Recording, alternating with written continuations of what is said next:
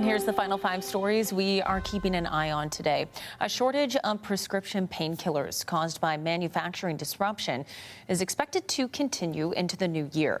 Originally, the shortage of drugs containing acetaminophen with oxycodone, including Percocet, was supposed to last until the fall. However, the Canadian Pharmacists Association says medications with codeine like Tylenol 3 are back in stock, but supply remains limited for Tylenol 2 and 4. The association says other pain medications are being prescribed as alternatives.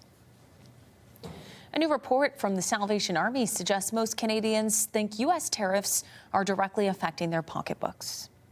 The report shows a sharp rise in job insecurity and declining optimism about the future. Of course, as we know, so many Canadians are feeling that squeeze. The rising costs of food, groceries, housing, all of those things are really having an impact on people's physical and mental well-being. And so many who have in the past perhaps donated to the Salvation Army or are finding that they need to turn to the Salvation Army for support at this time of the year. The online survey from the Angus Reid Institute found 86% of respondents agree that tariffs are driving up the cost of everyday goods. Meanwhile, 79% of people think U.S. trade policies are having the biggest impact on low-income households. The Salvation Army's annual Canadian Poverty and Socioeconomic Analysis also found the percentage of Canadians who feel optimistic about their finances dropped to 46% this year from 51% last year. A petition is calling for change in the city of Cambridge to allow for backyard chickens. The topic has been debated for years and is back in the spotlight once again. Other municipalities like Waterloo and Kitchener do allow them, though there is a limit on how many you can have on your property. Vlad Angel is a Cambridge resident who has several in his backyard.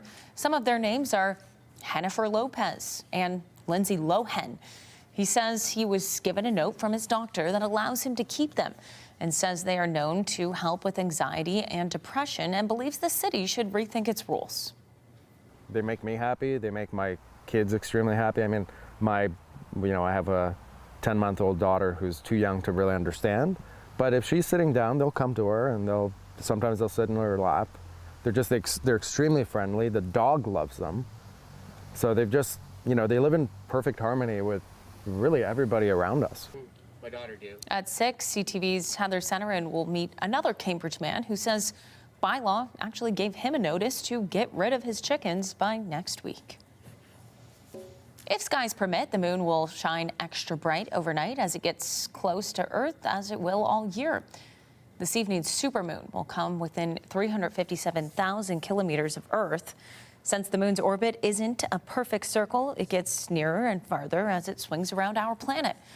Supermoons happen a few times a year. Tonight's will be the second, with another expected in December. And finally for us, a popular student-driven community fundraiser returned to the University of Guelph today for its 19th year. Tractor Tug for Tots sees participants pull tractors for over 240 feet.